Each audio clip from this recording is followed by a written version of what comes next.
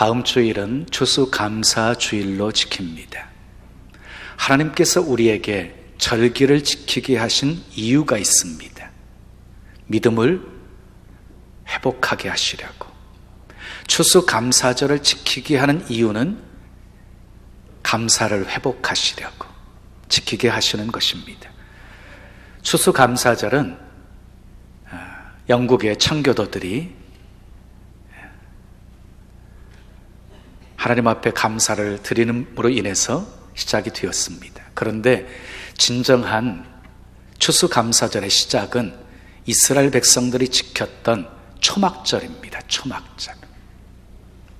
초막절이 되면 이스라엘 백성들은 집에서 떠나 광야로 가서 장막을 만들고 그곳에서 일주일 동안 거하면서 40년 동안 조상들을 광야에서 인도하시고 지켜주셨던 그 은혜를 기억하고, 그리고 가나안 땅에서 그 풍성함을 누리게 하신 그 하나님을 은혜를 기억하면서 감사했던 절기가 초막절입니다.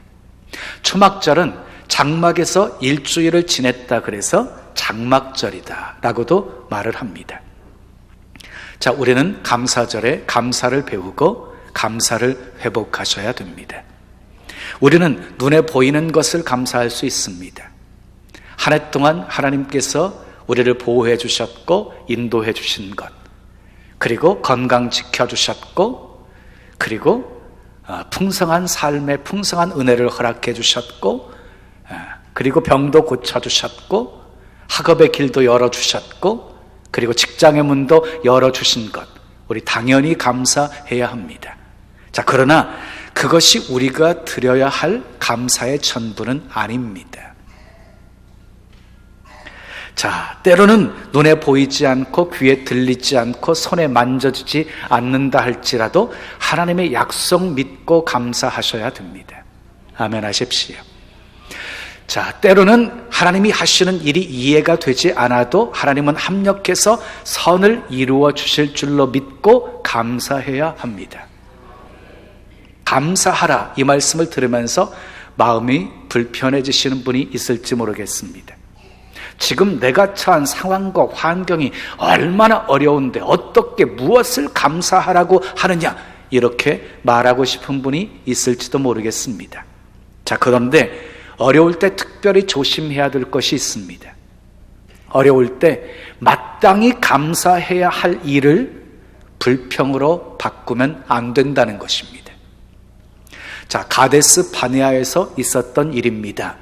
이스라엘 백성들이 출애굽해서 홍해를 건너고 시내산에서 자, 성막도 십계명도 다 받지요. 계명 율법도 받습니다. 그리고 도착한 곳이 가데스 바네아였습니다. 출애굽한 지 2년 만에 드디어 가나안 땅을 들어갈 수가 있게 된 것입니다. 하나님께서 모세에게 올라가라 하고 말씀하셨습니다. 그런데 바로 순종하고 올라가면 되는데 문제가 발생합니다. 백성들이 모세에게 찾아와서 각 지파에서 한 명씩 대표를 뽑아서 12명을 가나안 땅에 보내어 정탐하게 한 후에 우리로 가게 해달라는 요청이었습니다. 모세가 허락합니다. 그래서 12명이 40일 동안 가나안 땅을 정탐하고 와서 이렇게 보고합니다. 그 땅은 과연 젖과 꿀이 흐르는 땅입니다. 그곳의 성읍은 견고하고 그곳에 살고 있는 거민들은 키가 장대한 안악자손들입니다. 여기까지 보고는 같았습니다. 여기까지 보고는. 그런데 그 다음에 두 쪽으로 나누어지게 되어집니다. 10명의 부정적인 정탐꾼들은 계속해서 이어서 보고를 합니다. 우리는 그들과 비교했을 때 메뚜기와 같습니다. 우리는 그 땅을 절대로 차지할 수 없습니다. 그 땅은 거민을 삼키는 땅입니다. 그러면서 그 땅을 악평합니다. 그 소리를 들은 이스라엘 백성들이 웅성거리자 그때 여호수아 갈렙이 이어서 이렇게 말합니다. 하나님이 우리를 위하시면 그들은 우리의 밥입니다. 하나님이 우리와 함께 하시니 올라갑시다.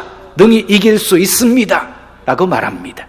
여러분, 똑같은 장소, 똑같은 상황들을 보고 왔음에도 불구하고 왜 이렇게 보고가 달랐던 것입니까? 왜 보고가 달랐습니까?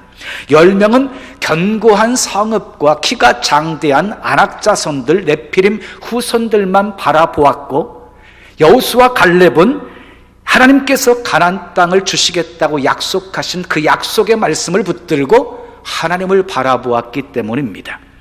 하나님께서 이미 말씀하셨습니다. 가나안 땅은 다른 족속들이 지키고 있는 땅이라고. 그런데 그 땅을 너희가 차지하게 하실 거라고 우리 주님이 약속하셨습니다. 하나님이 그 땅을 주시겠다고 하셨으니까 문제는 하나도 없는 것입니다. 그곳에 살고 있는 거민이 키가 크든지 장대하든지 상관없습니다. 견고한 성읍이든지 전혀 상관없습니다. 하나님은 모든 것 다 하실 수 있는 전능하신 분이시기 때문입니다. 여러분 기억하십시오. 보는 것이 다르면 감사도 다릅니다. 보는 것이 다르면 감사도 달라요. 보는 것이 감사를 결정하기 때문입니다. 따라하겠습니다. 보는 것이 감사를 결정한다. 자, 10명의 정탐꾼들은 전능하신 하나님을 바라보지 않고 약속하신 하나님의 약속의 말씀을 붙들지 않았습니다. 그들의 눈에는 온통 강한 족속들, 견고한 성읍들만 보였던 것입니다. 그래서 자신들을 메뚜기 같다고 생각한 것입니다. 그러니 어떻게 그런 상황 속에서 감사가 나올 수가 있겠습니까? 그러나 여호수아 갈렙은요 달랐습니다. 견고한 성읍, 안악자손들 그들도 보았습니다. 그러나 시선을 바꾸어서 능히 이기게 하시는 전능하신 하나님을 바라보았습니다. 그리고 승리를 확신하면서 감사한 것입니다. 이처럼 무엇을 바라보느냐에 따라서 감사하는 자가 될 수도 있고 불평하고 악평하는 자가 될 수도 있는 것입니다. 우리들도 똑같습니다. 2015년 한 해를 돌아보면서 감사거리가 없다고 생각하는 사람은 분명히 문제가 있는데 바라보는 것이 문제가 있는 겁니다. 전능하신 하나님을 바라보지 않고 하나님의 약속을 바라보지 않기 때문입니다. 자, 하나님을 바라보는 사람은 어떤 상황, 어떤 환경 속에서도 감사할 수 있습니다. 오늘 본문은 예수님께서 10명의 납병 환자를 고치신 이야기입니다. 납병은 정말 무서운 병입니다.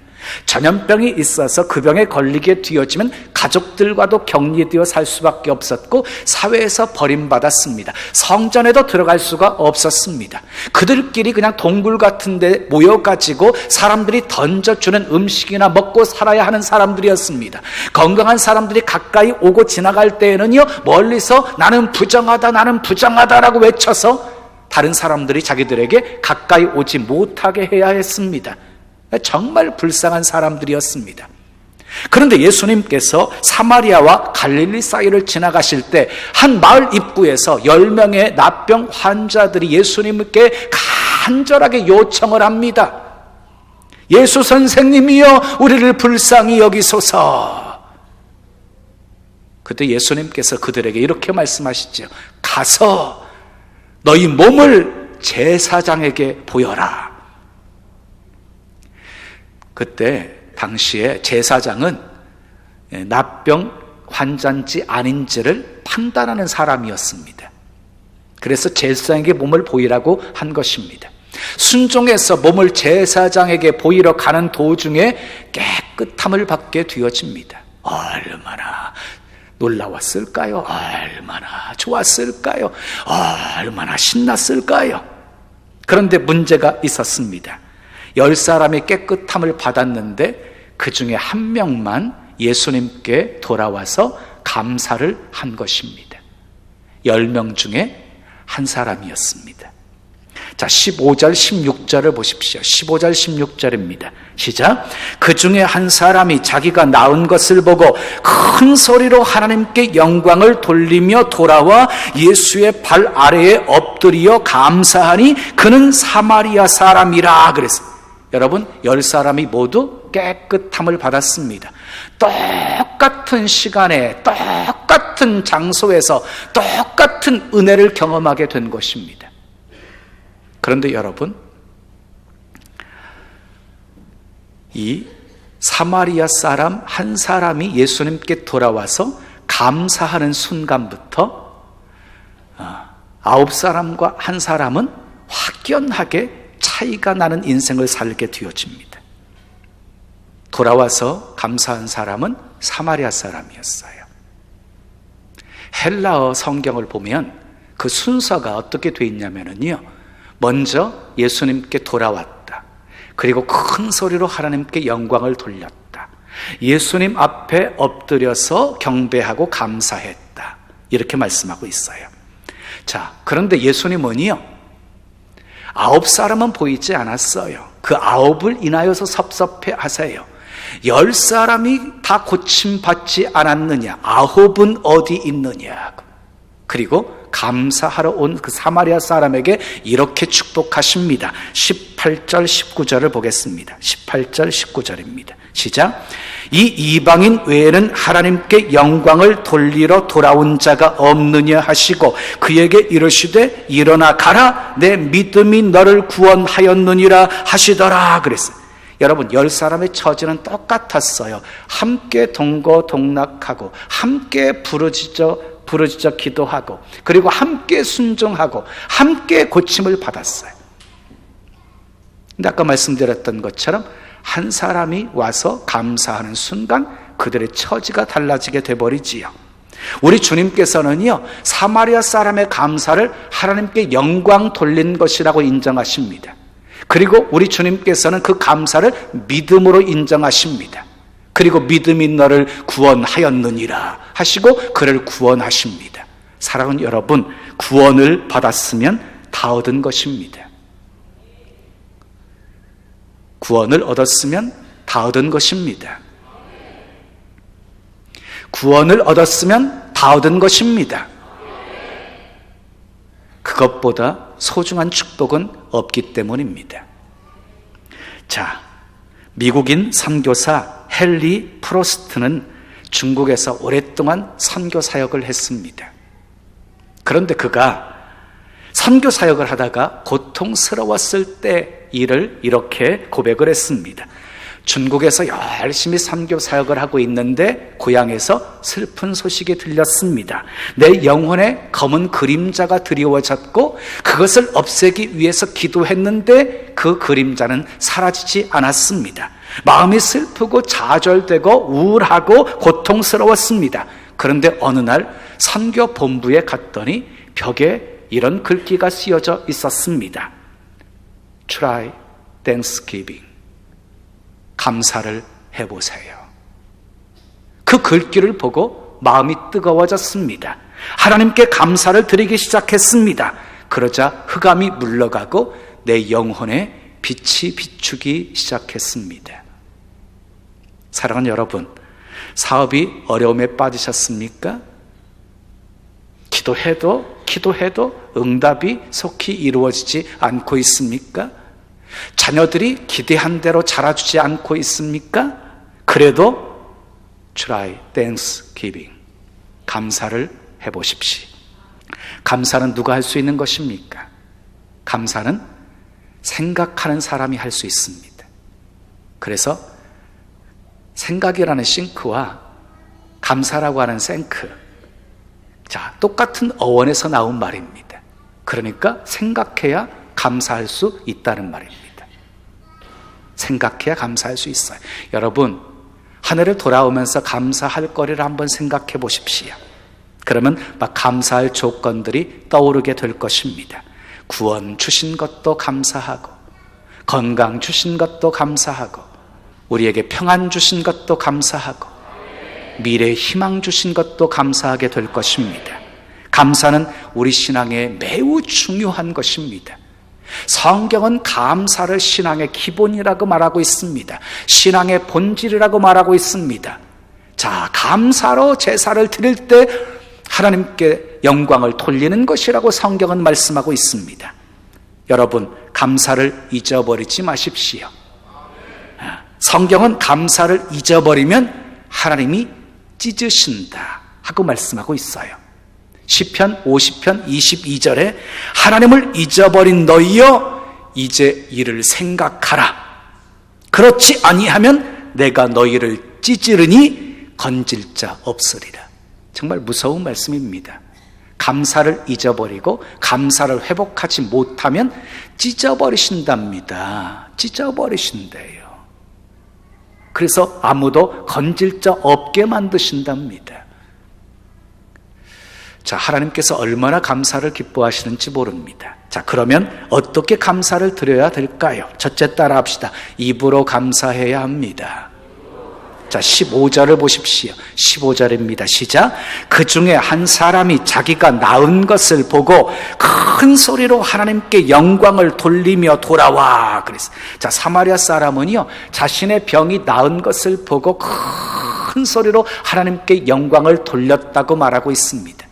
사마리아 사람이 어떤 말로 영광을 돌렸는지는 알 수 없지만 우리가 그 입장에 한 번만 서보면 충분히 알 수가 있을 것입니다. 아마 이 사마리아 사람은 이렇게 소리치면서 외쳤을 것입니다. 하나님이 예수님을 통해서 나의 나병을 고쳐주셨습니다. 하나님은 살아계십니다. 예수님은 우리가 그토록 기다리고 있었던 메시아이십니다. 이렇게 외치지 않았겠습니까? 만입이 내게 있으면 그 입 다 가지고 내 구주 주신 은총을 늘 찬송하겠네. 우리 입술로 마음껏 우리에게 놀라우신 은혜를 베풀어 주시고 구원하신 그 하나님의 사랑을 우리 찬양하십시다. 우리 입술에 늘 찬양이 머물러 있게 하시고 우리 입술에서 늘 감사가 나오게 하십시다. 내가 할 수 있는 것은 오직 감사와 기도, 두 손을 높이 들고 주께 찬양하네. 늘 여러분들의 입술에 감사와 찬송이 끊이지 않기를, 입으로 늘 감사하며 사시기를 축복합니다. 자, 두 번째 따라 합시다. 몸으로 감사해야 합니다. 16절을 보십시오. 16절입니다. 시작. 예수의 발 아래에 엎드려 감사하니 그는 사마리아 사람이라. 자, 예수님 발 아래 엎드렸다 하는 것은요, 몸으로 감사를 표현했다는 것이에요. 몸으로. 사랑하는 여러분, 우리는 살아가면서 우리 몸으로 하나님께 향한 그 감사를 표현하면서 사셔야 돼요. 교회는 그리스도의 몸이에요. 그 몸된 교회를 위해서 우리가 우리 몸으로 봉사하면서 살아가는 것이 하나님께 향한 감사를 표현하는 것이에요. 얼마나 많은 봉사의 직분들이 있어요. 주일학교 교사, 우리 찬양대, 찬양단, 그리고 차량위원들, 안내위원들, 그리고 식당, 카페, 많은 곳에서 우리는 몸으로 봉사하면서 감사를 표현할 수 있습니다. 또한 예수님 발 아래 엎드려 감사했다는 표현은요, 경배했다는 것입니다. 여러분, 우리가 하나님 앞에 드릴 수 있는 가장 최고의 감사의 방법은 예배입니다. 예배. 아멘이십니까? 자, 예배. 자, 시편 50편 23절은 이렇게 말씀합니다. 감사로 제사를 드리는 자가 나를 영화롭게 하나니 그 행위를 옳게 하는 자에게 내가 하나님의 구원을 보이리라 하고 말씀하십니다. 우리가 예배할 때 하나님 영광 받으시고 우리를 구원하시기를 기뻐하시는 하나님이십니다. 몸으로 감사하십시다. 자, 세 번째 따라 하겠습니다. 물질로 감사해야 합니다. 자, 16절을 이전 개역성경으로 보게 되어지면 이렇게 번역이 되어져 있어요. 예수의 발 아래 엎드려 살해하니. 예수의 발 아래 엎드려 살해하니. 살해했다라고 표현하고 있어요. 자, 헬라어로는 이 살해라는 말이 유카리스토스라고 합니다. 자, 살해라는 말이 무슨 말입니까? 말이나 행동이나 물품으로 고마움을 표현하는 것, 이게 살해입니다. 자, 우리가 살아가는 데 있어서 현대인들에게 가장 소중하게 여겨지는 것 중에 한 가지가 무엇이에요? 물질이지요. 물질. 그런데 그 귀한 것을 하나님께 드리면서 감사를 표현하는 것, 그게 아주 소중한 감사의 표현이 되는 것입니다. 자, 예수님께서 이렇게 말씀하셨지요. 보물이 있는 곳에 내 마음도 있다 하고. 보물이 있는 곳에 마음도 있다라고 말씀을 하셨어요.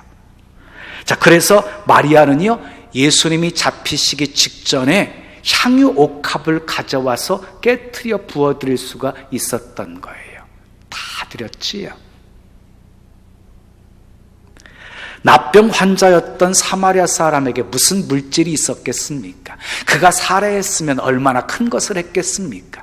사랑하는 여러분, 기억하십시오. 예수님은 물질의 많고 적음을 따지지 않으십니다. 과부의 엽전 둔입을 기뻐하시면서 칭찬하셨습니다. 생활비 전부를 드린 것이었기 때문입니다. 어린 소년이 물고기 2마리 보리떡 5덩이를 바쳤을 때 그것을 기뻐하시면서 하늘을 우러러 축사하셨습니다.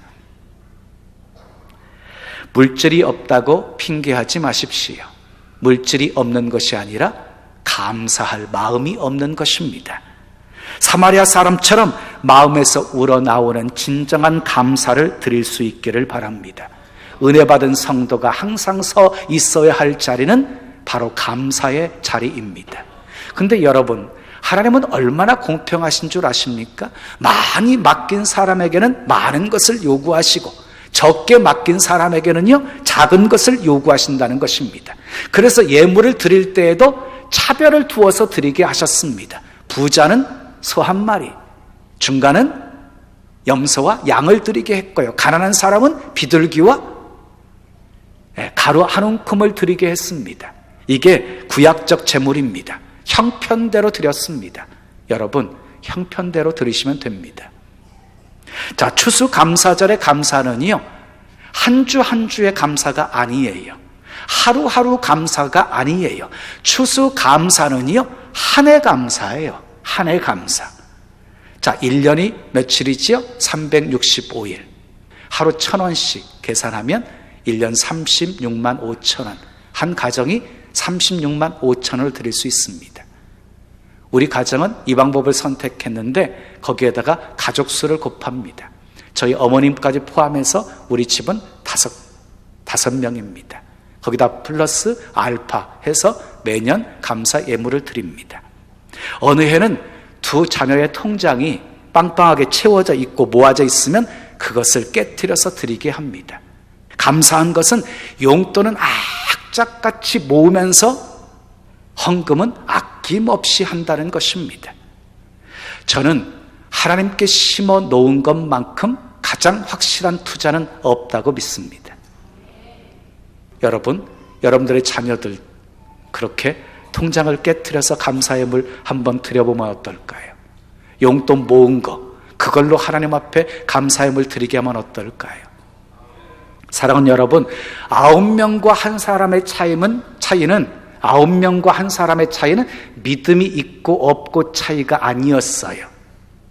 9사람이라고 감사하는 마음이 없었겠습니까? 9명과 한 사람의 차이는 감사를 표현했느냐 안 했느냐의 차이였습니다. 여러분은 어느 쪽입니까? 사마리아 사람처럼 입으로 감사를 표현하고, 아멘, 몸으로 감사를 표현하고 물질로 감사를 표현하십시다. 믿음 생활이 무엇입니까? 믿음 생활은 감사하는 생활입니다. 감사로 시작해서 감사로 끝나야 하는 것입니다. 감사는 더 큰 축복의 시작입니다. 감사의 문이 열리면 하늘의 문이 열립니다. 감사의 문이 열리면 축복의 문이 열립니다. 기억하십시오. 무엇을 얼마만큼 가지고 있느냐가 감사를 결정하는 것이 아닙니다. 무엇을 바라보느냐가 감사를 결정하는 것입니다. 하나님을 바라봅시다. 하나님을 바라봅시다. 자, 그러면 우리 안에 있는 불평, 원망, 의심, 두려움이 사라지게 될 것이고 감사할 것들이 떠오르면서 어느새 우리 마음은 감사로 가득 차 있게 될 것입니다. 이번 주 한 주간 하나님을 바라보시면서 범사에 감사하는 마음으로 추수감사절을 준비하고 맞이하시기를 예수님의 이름으로 축원합니다. 축원합니다.